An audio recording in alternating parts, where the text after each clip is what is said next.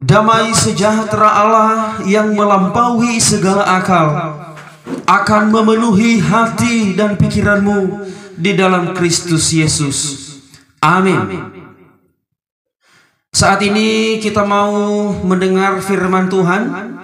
Persiapkanlah hati dan pikiranmu.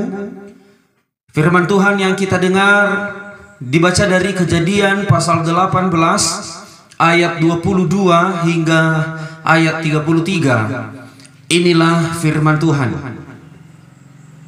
Lalu berpalinglah orang-orang itu dari situ dan berjalan ke Sodom. Tetapi Abraham masih tetap berdiri di hadapan Tuhan. Abraham datang mendekat dan berkata, "Apakah engkau akan melenyapkan orang benar bersama-sama dengan orang fasik? Bagaimana sekiranya ada 50 orang benar dalam kota itu? Apakah engkau akan melenyapkan tempat itu? Dan tidakkah engkau mengampuninya karena ke-50 orang benar yang ada di dalamnya itu?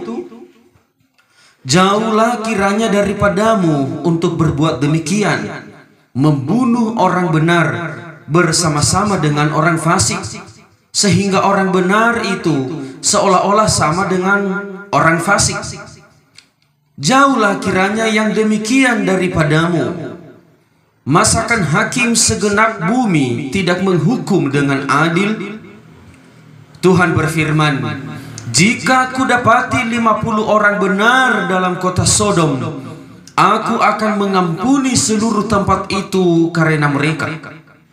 Abraham menyahut, "Sesungguhnya aku telah memberanikan diri berkata kepada Tuhan, walaupun aku debu dan abu, sekiranya kurang 5 orang dari ke-50 orang benar itu, apakah engkau akan memusnahkan seluruh kota itu karena yang 5 itu?" Firman-Nya, "Aku tidak memusnahkannya jika kudapati 45 di sana." Lagi Abraham melanjutkan perkataannya kepadanya, "Sekiranya 40 didapati di sana." Firman-Nya, "Aku tidak akan berbuat demikian karena yang 40 itu." Katanya, "Janganlah kiranya Tuhan murka kalau aku berkata sekali lagi, sekiranya 30 didapati di sana." Firman-Nya, "Aku tidak akan berbuat demikian jika kudapati 30 di sana." Katanya, "Sesungguhnya aku telah memberanikan diri berkata kepada Tuhan, sekiranya 20 didapati di sana." Firman-Nya, "Aku tidak akan memusnahkannya karena yang 20 itu." Katanya, "Janganlah kiranya Tuhan murka kalau aku berkata lagi sekali ini saja, sekiranya 10 didapati di sana." Firman-Nya, "Aku tidak akan memusnahkannya karena yang 10 itu." Lalu pergilah Tuhan setelah ia selesai berfirman kepada Abraham, dan kembalilah Abraham ke tempat tinggalnya.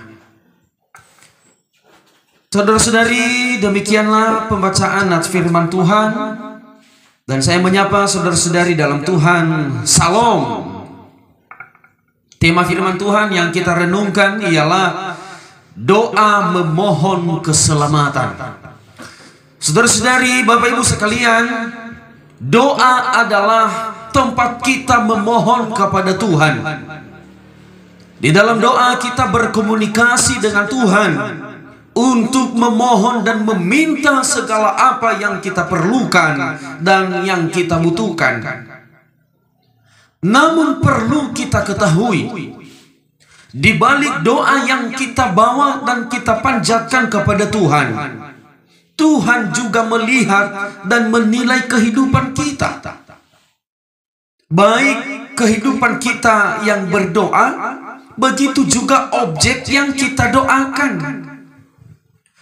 Tuhan melihat orang yang datang berdoa kepadanya itu harus benar, dan juga yang didoakan juga ia harus dapatkan benar. Yang artinya saudara-saudari, orang yang datang berdoa kepada Tuhan hidupnya harus benar berkenan kepada Tuhan, dan kemudian sesuatu yang ia doakan, yang ia bawa kepada Tuhan juga harus benar dan berkenan kepada Tuhan. Itu makanya nanti doa itu akan dijawab, dikabulkan oleh Tuhan. Karena kita sadar dan kita harus tahu dan kita mengimani bahwa Tuhan kita adalah Tuhan yang sangat mengasihi umatnya. Tuhan yang sangat mengasihani setiap orang yang datang memohon kepadanya. Ia akan memberi, ia akan mengabulkannya bagi kita, asalkan ia mendapatkan kehidupan kita benar di matanya, berkenan kepadanya. Saya kasih contoh. Jika kita berdoa buat usaha, ini misalnya, maka Tuhan melihat orang yang berdoa, hidupnya harus benar. Selama ini dia hidupnya benar, melakukan firman Tuhan. Dan juga Tuhan melihat usaha yang kita bawa, yang kita doakan itu adalah benar. Misalnya modalnya benar, tujuan usahanya benar. Jika keduanya benar, maka Tuhan akan menjawab, mengabulkan dan memberi apa yang diminta kepadanya. Atau saya kasih contoh lain. Ketika kita berdoa buat orang lain yang disebut berdoa syafaat. Ada orang yang sedang dalam pergumulan, yang mungkin tidak ada lagi jalan keluar dan ia sangat mengharapkan. Lalu kita doain dia. Maka dilihat dan dinilai Tuhan kita yang sedang berdoa, dan begitu juga orang yang kita doakan itu. Selain Tuhan melihat pendoa, Tuhan juga melihat kehidupan orang yang didoakan. Sekalipun orang yang mendoakan atau pendoa mungkin hidupnya benar di hadapan Tuhan, berkenan, tetapi jika kehidupan orang yang didoakan tidak berkenan kepada Tuhan, kehidupan orang yang didoakan tidak benar menurut pandangan Tuhan, bisa saja pergumulannya, kesulitannya tidak dapat diselesaikan oleh Tuhan. Bahkan sesuatu apa yang telah direncanakan Tuhan sebagai hukuman bagi orang yang tidak benar di matanya, ia akan terus melanjutkannya itu. Ia terus melanjutkan hukumannya itu kepada orang yang tidak benar ini, sekalipun kita mendoakan, Tuhan mohon ampuni, tolong berkati. Tuhan tidak akan mendengar itu. Ia akan terus melanjutkan murkanya, meneruskan hukumannya terhadap orang yang tidak benar di matanya. Sekali lagi, sekalipun didoakan. Jadi seperti itulah doa. Jika kita berdoa kepada Tuhan, hal ini dapat kita ketahui dari jawaban-jawaban Tuhan atas doa syafaat Abraham untuk Sodom. Jawaban-jawaban Tuhan atas permohonan Abraham. Apa permohonan Abraham ini?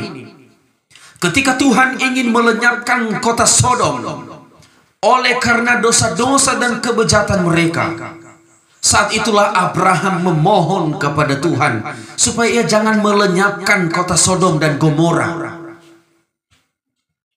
Dalam situasi yang menegangkan itu, saat kedua malaikat berjalan ke Sodom, Abraham masih tetap berdiri di hadapan Tuhan. Kita tahu saudara-saudara bahwa Abraham ini adalah orang yang berkenan kepada Tuhan. Abraham ini adalah pilihan Allah sendiri, karena memang ia berkenan di mata Tuhan. Sekalipun ia memohon, sekalipun ia meminta, atau ia membatalkan murka Allah terhadap kota Sodom, memang ia mendengar itu. Tuhan mendengar karena memang Abraham adalah orang baik di mata Tuhan. Keseriusan dan kesungguhan Abraham juga memohon dan meminta kepada Tuhan sangat jelas dan sungguh-sungguh terlihat pada ayat yang ke-22. Lalu berpalinglah orang-orang itu dari situ dan berjalan ke Sodom, yang maksudnya ini adalah malaikat yang mau menghancurkan kota Sodom. Tetapi Abraham masih tetap berdiri di hadapan Tuhan. Sekalipun Tuhan sudah mau melakukan kehendaknya, menghukum orang yang bersalah, melenyapkan kota Sodom, dalam keadaan genting, situasi yang sulit, menegangkan seperti itu, Abraham masih tetap berdiri di hadapan Tuhan. Ia tidak meninggalkan Tuhan. Ia tidak berubah perasaan dan pikirannya. Ia tetap ada di hadapan Tuhan. Ini menandakan keseriusan dan kesungguhan Abraham memohon dan bersyafaat untuk Sodom. Kemudian mulailah Abraham menyampaikan permohonannya dengan mengatakan, apakah engkau melenyapkan orang-orang benar bersama orang fasik? Jauhlah kiranya darimu itu. Yang artinya permohonan Abraham ini, masa Tuhan mau menghukum, ikut melenyapkan orang benar bersama-sama dengan orang fasik? Apa bedanya orang fasik dengan orang benar? Itu permohonannya. Abraham mulai menawarkan kepada Tuhan, bagaimana jika sekiranya ada 50 orang yang benar dalam kota itu? Apakah engkau tetap menghancurkannya? Apa jawaban Tuhan? Dengan 50 orang tersebut, aku mengampuni seluruh kota itu. Yang artinya jika Tuhan mendapatkan ada orang benar di dalam kota Sodom dan Gomora, ada 50 orang, maka ia membatalkan murkanya. Ia tidak jadi melenyapkan kota Sodom. Kemudian Abraham meneruskan tawarannya lagi dan terus menerus. Sampai kita baca dari bacaan yang kita baca tadi, bagaimana sekiranya ada 45 orang atau 40 orang, 30 orang, 20 orang, bahkan terakhir 10 orang. Jawaban Tuhan tetap sama. Dengan penuh belas kasihannya, ia mengampuni kota itu. Jika sekiranya 10 orang saja ia mendapatkan orang benar yang tulus hatinya memuji memuliakan Tuhan, yang tulus suci hatinya melakukan yang terbaik, 10 orang saja sesuai permintaan dan doa syafaat Abraham, ia tidak jadi melenyapkan kota Sodom.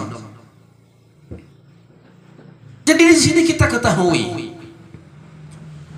objek yang didoakan Abraham adalah Sodom, dan yang berdoa kepada Tuhan adalah Abraham. Kembali kita bisa melihat Abraham adalah orang yang berkenan kepada Tuhan.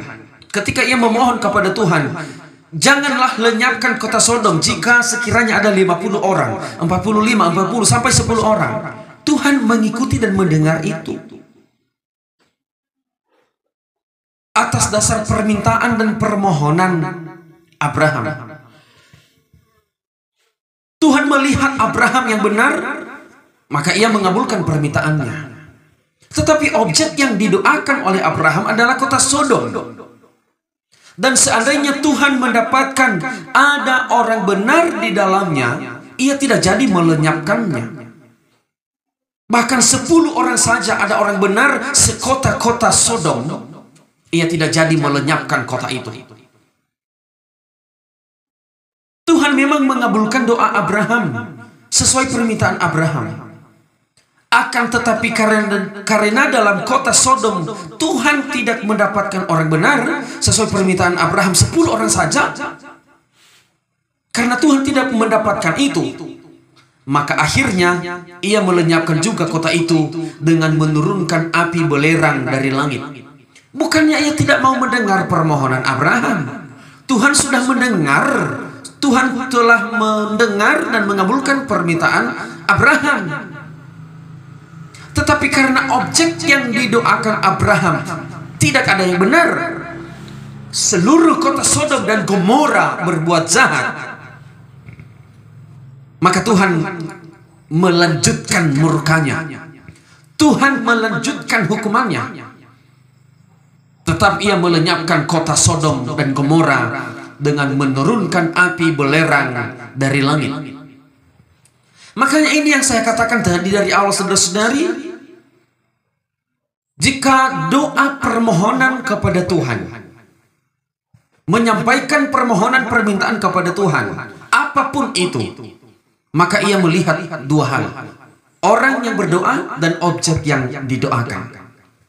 Saudara-saudari dalam Tuhan, Tuhan kita adalah Allah yang kasih, penuh belas kasihan.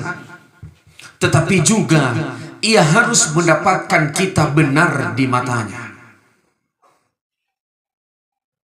Oleh karena sifatnya yang penuh kasih, sifatnya yang penuh belas kasihan, maka naikkanlah doa kepadanya. Komunikasilah kepada Tuhan melalui doa. Dekatkanlah diri kepada Tuhan, bersyukurlah kepadanya melalui doa. Sering-seringlah berdoa kepada Tuhan dengan doa yang sungguh-sungguh, doa yang serius kepada Tuhan, maka Ia akan mendengarkan, Ia akan mengabulkan. Jangan pernah takut berdoa kepada Tuhan. Jika engkau mengalami sesuatu pergumulan, kesulitan dalam hidup ini, jangan pernah takut datang berdoa kepada Tuhan dalam doa yang sungguh-sungguh, doa yang serius, seperti yang dilakukan Abraham. Sekalipun dalam keadaan yang menegangkan dan sangat sulit, yang murka Tuhan sudah mau Ia lakukan terhadap Sodom, Abraham tidak pernah berhenti meminta kepada Tuhan. Abraham justru lebih setia ada di hadapan Tuhan. Ia tidak pernah meninggalkan Tuhan, tetap berdiri di hadapan Tuhan. Itu adalah doa yang benar-benar sungguh-sungguh dan serius. Jika engkau datang di hadapan Tuhan dengan sungguh-sungguh dalam situasi dan keadaan sesulit apapun, maka Tuhan akan mendengar pergumulanmu. Tuhan akan mengabulkannya dan memberi permohonanmu sesuai yang engkau minta. Doa yang sungguh-sungguh, doa yang serius akan didengarkan oleh Tuhan, akan sampai di hatinya Tuhan. Berdoalah, mohonlah apa saja kepada Tuhan, tetapi juga usahakanlah hidupmu benar di mata Tuhan. Karena jika Ia mendapatkan hidupmu benar, maka sesulit apapun keadaan yang sedang engkau alami, Tuhan pasti menolong, Tuhan pasti akan menyelesaikannya. Tetapi sekalipun engkau tetap berdiri di hadapan Tuhan, engkau memohon terus-menerus kepada Tuhan, tetapi jika Ia tidak mendapatkan hidupmu tidak benar, mungkin pergumulanmu, kesulitanmu tidak akan pernah bisa terselesaikan. Yang diharapkan Tuhan bagi kita, bagi umatnya, adalah hidup yang benar, yang sesuai dengan kehendak Tuhan, yang sesuai dengan yang diharapkan oleh Tuhan. Jangan seperti kota Sodom. Jangan hidup seperti orang-orang di dalam kota Sodom dan Gomora, yang Tuhan tidak mendapatkan kebenaran satupun. Yang mungkin Tuhan mendapatkan 10 orang saja sesuai permintaan Abraham tadi. Tuhan tidak akan melenyapkan kota itu. Tetapi apa boleh buat, sekalipun Abraham meminta, sekalipun Abraham orang benar di hadapan Tuhan itu memohon kepada Tuhan, jangan lenyapkan kota Sodom. Seandainya ada 10 orang saja, sekalipun ia meminta, tetapi apa boleh buat, karena Tuhan tidak mendapatkan orang benar di kota Sodom. Ini bahaya sekali, saudara-saudari, jika kita bawakan dalam kehidupan kita sehari-hari. Jika Tuhan sudah tidak mendapatkan kehidupan kita benar, mungkin di suatu, anggaplah satu keluarga, jika di dalam keluarga tersebut Tuhan tidak mendapatkan satupun yang benar, maka hukuman Tuhan, penderitaan, pergumulan, silih berganti, sakit penyakit akan terjadi dalam keluarga tersebut. Sekalipun memohon-mohon, atau mungkin mereka datang kepada hamba Tuhan untuk meminta berdoa, doakan kami supaya kami tidak kena penyakit, doakan kami supaya sembuh, doakan kami supaya kami tidak menjadi miskin. Itu kan yang sering kita doakan dan kita bawakan setiap kali kita datang kepada hamba Tuhan. Dan perlu kita ketahui, saudara-saudari, sekalipun hamba Tuhan sampai berbusa-busa mulutnya mendoakan, Tetapi jika Tuhan tidak mendapatkan kebenaran, hidup benar di dalam satu keluarga yang memohon kepada Tuhan tersebut, mungkin Tuhan tidak mau mengabulkannya.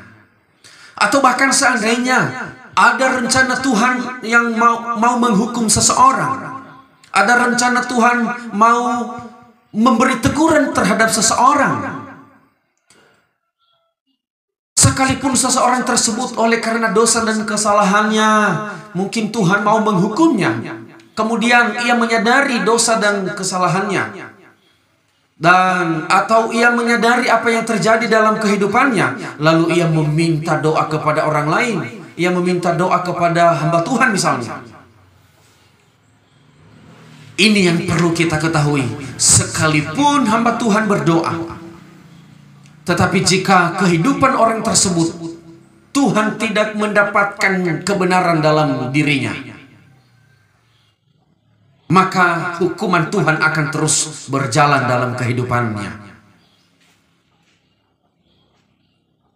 Sebab itu saudara-saudari, memang kehidupan kita sesama orang beriman, kita saling mendoakan. Kita berdoa syafaat kepada sesama kita. Berdoa syafaat itu perlu, tetapi memperbaiki diri juga sangat penting, supaya Tuhan tetap mengasihani kita, agar Tuhan selalu menjawab doa-doa kita. Marilah kita hidup benar di hadapan Tuhan, supaya setiap saat, setiap waktu dan setiap hari Tuhan melihat dan mendapatkan ada kebenaran dalam kehidupan kita. Ada iman yang benar, ada kata-kata yang benar, ada pola pikir yang benar dan sungguh-sungguh. Sehingga dalam keadaan yang sulit apapun, dalam keadaan yang sangat mungkin kita tidak harapkan, jika kita naikkan doa kepada Tuhan, Ia akan menyelesaikannya bagi kita. Ia akan menunjukkan jalan keluar. Bahkan jika kita meminta doa kepada orang lain, kepada orang tua mungkin, kepada teman, kepada sesama, atau bahkan kepada hamba-hamba Tuhan, jika Tuhan melihat kehidupan kita benar, maka doa itu dijawab oleh Tuhan.